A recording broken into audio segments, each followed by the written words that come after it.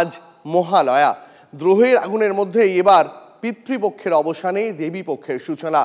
আজ কুমোরটুলিতে প্রতিমার চক্ষুদান। হাতে আর মাত্র কয়েক দিন, তারপরেই বাঙালির সর্বশ্রেষ্ঠ উৎসব। তবে এবারের পুজোটা নিশ্চয়ই জানেন অন্যরকম। তিলোত্তমার জন্য বিচার চেয়ে উত্তাল গোটা বাংলা। বিক্ষোভ, প্রতিবাদে সরব আপামর বাঙালি। এই আবহে রাত থেকে ভোর দখলের মধ্যেই দেবী দুর্গার আবাহন।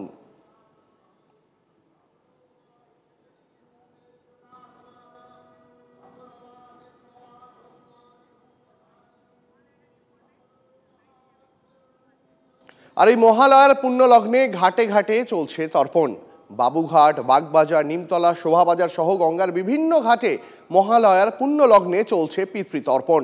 ভোর থেকেই বহু মানুষের ভিড় গঙ্গার ঘাটে ঘাটে।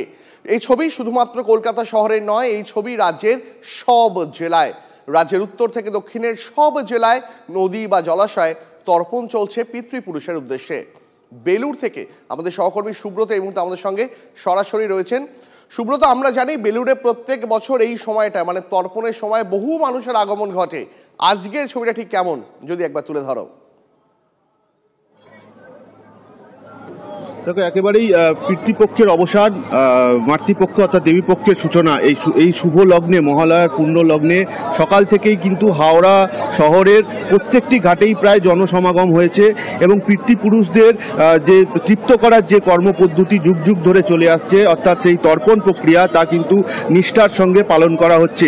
আমি এই মুহূর্তে দাঁড়িয়ে আছি দীপ বেলুড় মঠের গঙ্গার ঘাটে, অর্থাৎ বেলুড় মঠের মায়ের মন্দিরের সামনের যে গঙ্গার ঘাট, সেই গঙ্গার ঘাটে এই মুহূর্তে মানুষের ভিড় উপচে পড়েছে।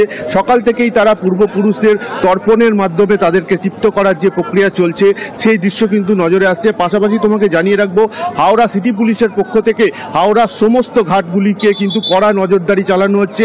একদিকে যেমন স্পিড বোটের মাধ্যমে গঙ্গায় নজরদারি চালানো হচ্ছে, অন্যদিকে লম্বা দড়ি দিয়ে কিন্তু গঙ্গায় একটি ব্যারিকেড করে দেওয়া হয়েছে, যাতে করে কোনো অপ্রীতিকর ঘটনা না ঘটে, মানুষ যাতে সেই ব্যারিকেড টপকে উল্টো দিকে না চলে যেতে পারে গঙ্গার বেশি জলে। পাশাপাশি তোমাকে জানিয়ে রাখবো, হাওড়া সিটি পুলিশের পক্ষ থেকে আকাশপথেও কিন্তু নজরদারি চালানো হচ্ছে ড্রোনের মাধ্যমে।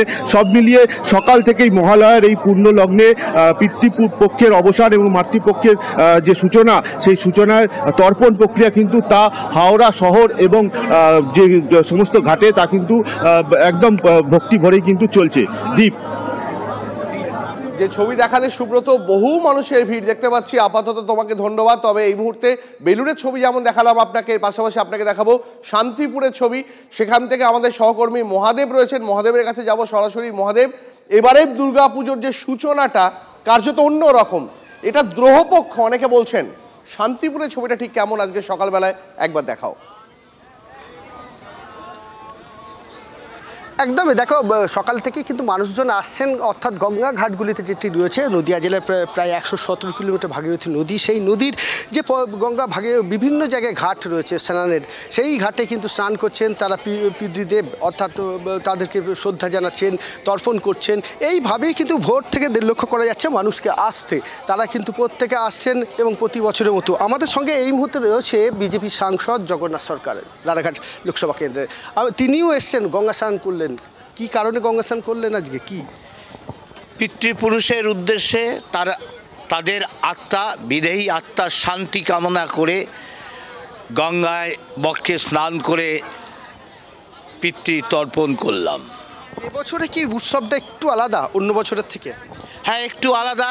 এবার মানুষ, তার সঙ্গে আমিও চিরাচরিত প্রথা রীতিনীতি কিছুটা লঙ্ঘন করেই পিতৃপুরুষ ছাড়াও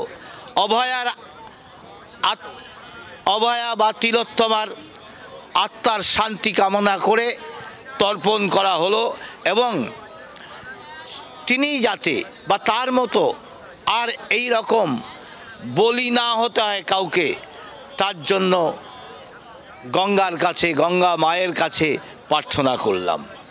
একদমই, এবছরে যেন রাজ্যের উৎসবটা কিছুটা যেন আলাদা, তেমনটাই বললেন সাংসদ জগন্নাথ সরকার। তিলোত্তমার কথা তিনি তুলে ধরলেন যে তিলোত্তমার জন্য তিনি তর্পণ করলেন এবং একাধিক মানুষ আছেন যারা যেমন পিতৃপুরুষকে তর্পণ করছেন তাদের পিতৃদেবকে, তেমন কিন্তু তিলোত্তমার কথাও উঠে আসছে। অর্থাৎ এইভাবে কিন্তু নদিয়া জেলার একদিকে যেমন তোমার পলাশী নবদ্বীপ, শান্তিপুর, কল্যাণী, চাকদা সমস্ত জায়গাতে মানুষজন স্নানের ঘাটগুলিতে আসছে। আমি একবার চিত্রটা দেখানোর চেষ্টা করি, তুষার দেখাবে। দেখো, সকাল থেকে ভোর থেকে লক্ষ্য করা যাচ্ছে যে যখন থেকে মহালয়া শুরু হয়েছে তখন থেকে কিন্তু মানুষজন এইভাবে আসছেন, তারা তো পিতৃদেবকে তারা শ্রদ্ধা জানাচ্ছেন। দেখতে পাচ্ছি এখানেও বহু মানুষ ভিড় করেছেন, তারাও তর্পণ করছেন। আপাতত তোমাকে ধন্যবাদ মহাদেব।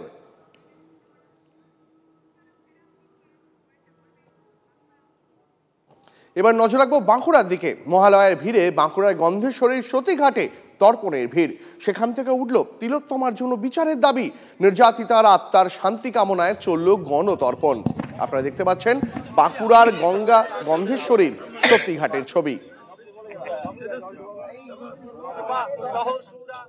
আসরিক এই যে পবিত্রী তার প্রতি ধেয়ে এসছে এবং সেটার থেকে আমরা সমস্ত মানুষ মনে করেছে না এটা অন্যায়, এটা এই পবিত্রী, এটা কুপবিত্রী, এটা আসরিক পবিত্রী, এর ধ্বংস হওয়া উচিত, এর শেষ হওয়া উচিত। এবং শেষ তখনই হবে যখন আমাদের ভেতরে আমাদের মানবিক ভাবনাগুলো জাগরিত থাকবে এবং সেই জাগরণ আমাদের হওয়া দরকার।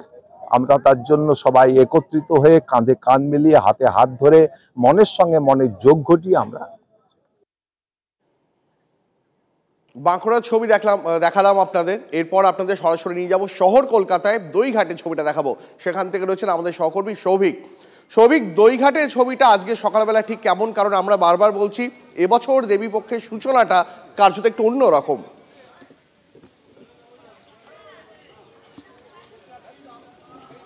দেখ, একদম তোমাকে দেখাবো। আমি এই মুহূর্তে খিদিরপুর দইঘাটে রয়েছি এবং সেই দইঘাটে কিন্তু ইতিমধ্যেই তর্পণ শুরু হয়ে গেছে এবং যেহেতু আজকের পিতৃপক্ষের অবসান, দেবীপক্ষের শুরু এবং ঠিক সকালবেলায় এখানে সমস্ত মানুষজন এসছে এবং মূলত যারা তর্পণ করছে তাদের যেটা উদ্দেশ্য সেটা হচ্ছে 1971 সাল থেকে যেসব বহু মানুষজন মারা গেছে, অনামী মানুষজন মারা গেছে, কামদুনিতে যে হত্যাকাণ্ড হয়েছে, আরজি করে যে হত্যাকাণ্ড হয়েছে, সেই সব ব্যক্তিদের উদ্দেশ্যে কিন্তু এই তর্পণ ইতিমধ্যেই কিন্তু দইঘাটে সেই তর্পণ শুরু হয়ে গেছে এবং প্রচুর মানুষজন সকাল থেকে অন্যান্য মানুষজনও কিন্তু তাদের আপনজন যারা পরলোক গমন করেছেন তাদের উদ্দেশ্যে তর্পণ করছে।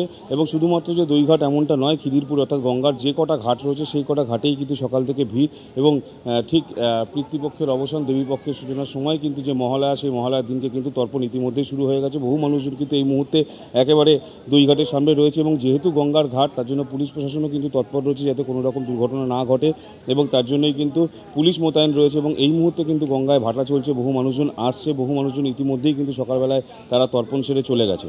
দীপ, সৌভিক, সকাল থেকে যেভাবে বৃষ্টি পড়ছে তাতে কোথাও একটা এই তর্পণ করতে আসা মানুষদের মধ্যে উৎসাহে কি ভাটা পড়েছে দেখতে পাচ্ছ?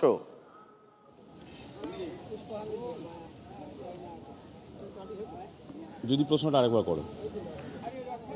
এই প্রবল বৃষ্টি পড়ছে সকাল থেকে শহর কলকাতায়, সেখানে কি তর্পণ করতে আসা উৎসাহী মানুষদের মধ্যে কোথাও একটা তাদের উৎসাহে ভাটা পড়েছে এমনটা চোখে পড়ছে, নাকি প্রত্যেকবারের মতন এবারও যেমন ভিড় হয় তেমনই ভিড় হচ্ছে?